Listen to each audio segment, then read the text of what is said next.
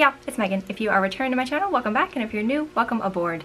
So today we are returning to our history and trivia series for Disney movies, and because it is the 30th anniversary this week of Beauty and the Beast, that is what we're going to talk about today. I've got my Mrs. Potts earrings on here. We are going to talk about the second movie in the Disney Renaissance, Beauty and the Beast. So we will start off with the history of the movie, and like so many other Disney movies, Walt was inspired by an old story, and he wanted to make this movie for a long time, and obviously it didn't get made until after he had passed, but he was inspired by the book from 1740.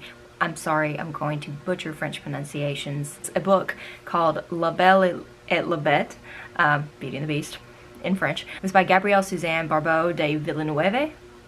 That might be more Spanish than French, but they wrote the book in 1740, and it was actually remade as a movie in 1946 of the same title, La Belle et la Bête.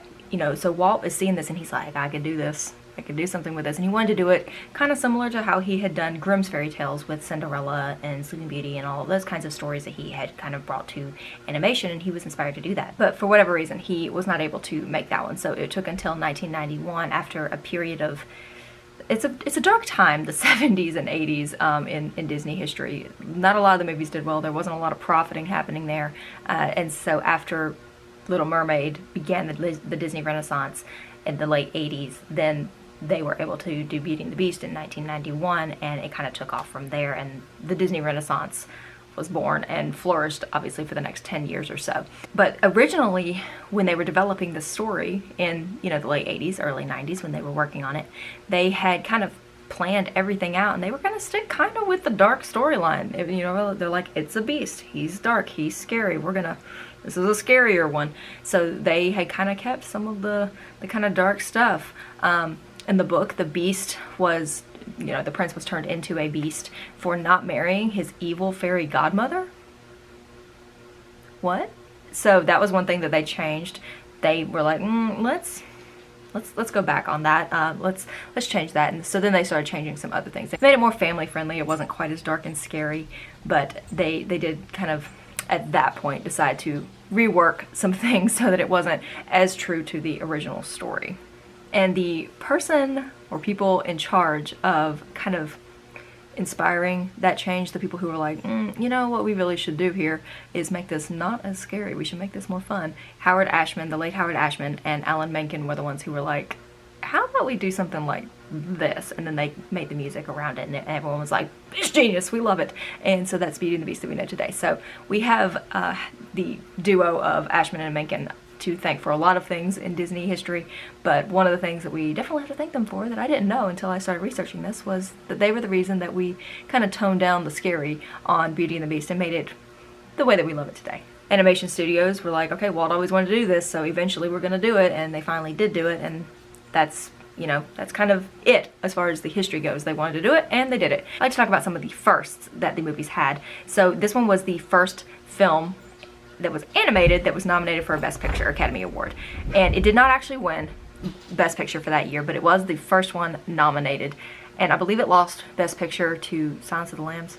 Correct me if I'm wrong, I believe that's what it lost to that year for Best Picture. So, like, if you gotta go down, it's gotta be to Sir Anthony Hopkins. Like, I'm not mad about that. That year, it was nominated for a total of 6 Academy Awards, 4 Golden Globes, and 8 Grammys. So they were having awards coming out the wazoo as far as nominations. And this isn't technically a first, but it's a second, so I'm gonna count that as close enough. It was the second film to utilize CAPS, which is the Computer Animation Production System. That was a program that was a collaboration with Pixar that was kind of taking it from the ink and paint, like cells, individual, like hand-drawn stuff, and computerizing it.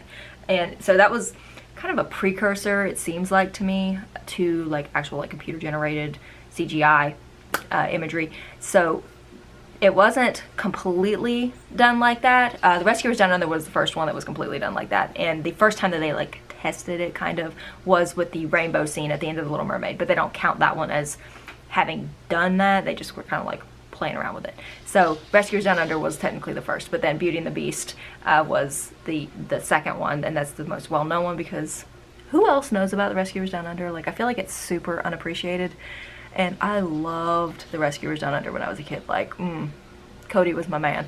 So it was the second one to use that, and it was used mostly, you can tell, in the ballroom scene, the big, beautiful ballroom scene where they're dancing around, you see the ceiling, and Tale as Old as Time is, you know, Mrs. Potts is crooning to us in the background. So that was the scene that they used it for Beauty and the Beast. While I'm talking about the first, I also have to mention a last, and it was, as I mentioned earlier, the late Howard Ashman. It was his last full work that he, you know, completed for a movie before he passed. He actually passed 8 months before the release of Beauty and the Beast, but he had completed the work on that, and he is most well known for doing other Disney songs. He did Little Mermaid, and he'd already started doing some on Aladdin that came out in '92 when he did pass away from AIDS-related complications. But he is, you know, it's dedicated to him at the end, our friend Howard Ashman, and I don't know that Beauty and the Beast, for sure the music wouldn't be the same. Alan Menken's great, but I think the two of them together really made something special. And I know the Beauty and the Beast music wouldn't be the same, and I don't think the storyline would be the same, because he was one of the ones that was like, let's rework some of this. So I think we have a lot to thank him for, but especially with Beauty and the Beast.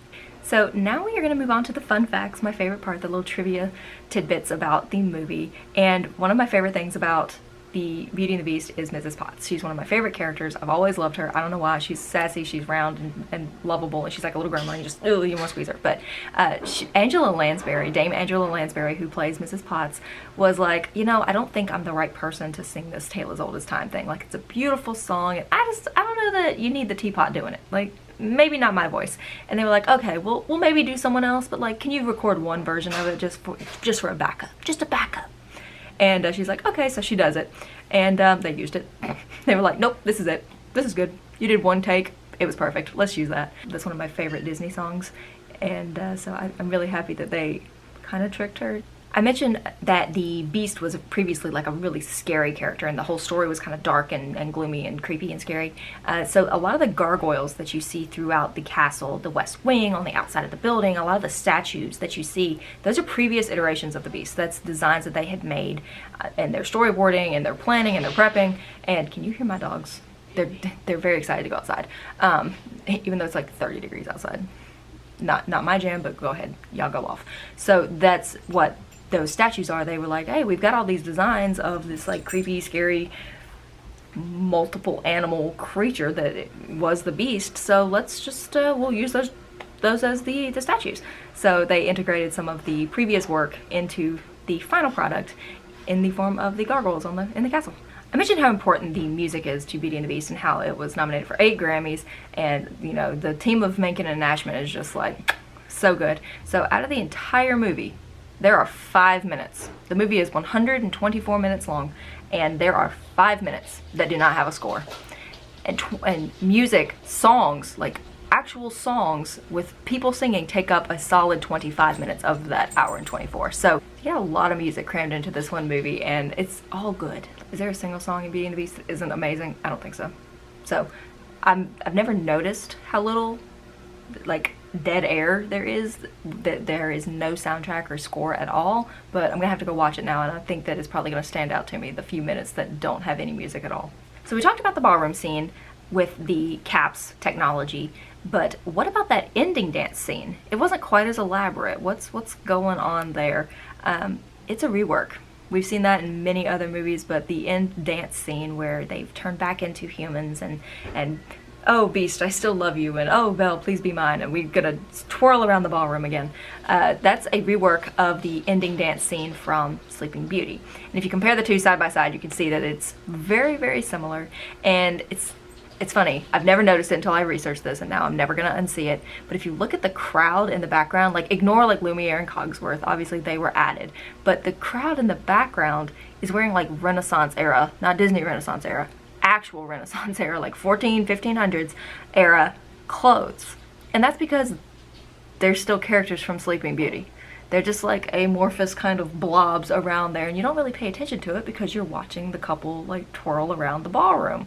But those are still like characters, not in you know, Rococo France. They are definitely Renaissance era clothing with the pointy hats and all of that. So next time you're watching, make sure you look over there and see some of those characters. But it's just another example of, you know, use what you got. The animators are always reworking stuff, and for the most part it works and you don't really notice. A little like Easter egg kind of situation. You notice a lot of I mentioned the gargoyles, the statues, all of that throughout the palace in the movie, but there's also some paintings. And when you're a kid, you don't really, well, at least I didn't really pay attention to the paintings. That wasn't the point of the movie. But I am very interested in art history, so now you kind of notice it if you are into that kind of thing.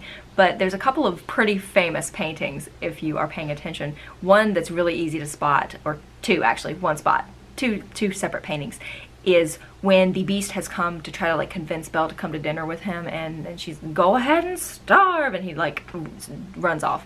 Cogsworth and Lumiere and Mrs. Potts, I believe, are standing outside the bedroom talking, and you can see in the background two very famous pictures. One of them is the Laughing Cavalier by Franz Hals, and he's a pretty recognizable guy there. But the other one that's probably even more recognizable is The Girl with a Pearl Earring by Johannes Vermeer. So those two paintings are pretty easy to spot the next time that you're watching if you pay attention to that scene.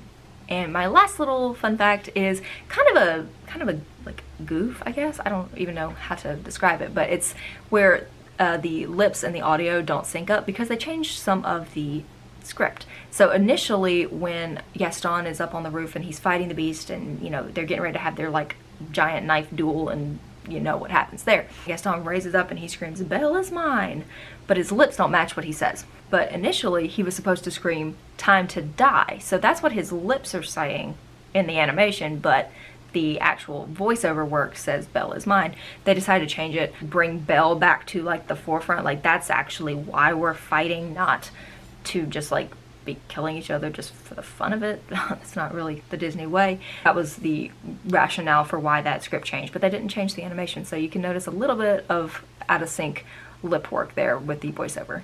And as always, we are going to finish off the history and trivia with the actors, some facts about the actors that are in the movie. The part of Cogsworth, I didn't realize what turmoil they went through trying to get old Cogsworth.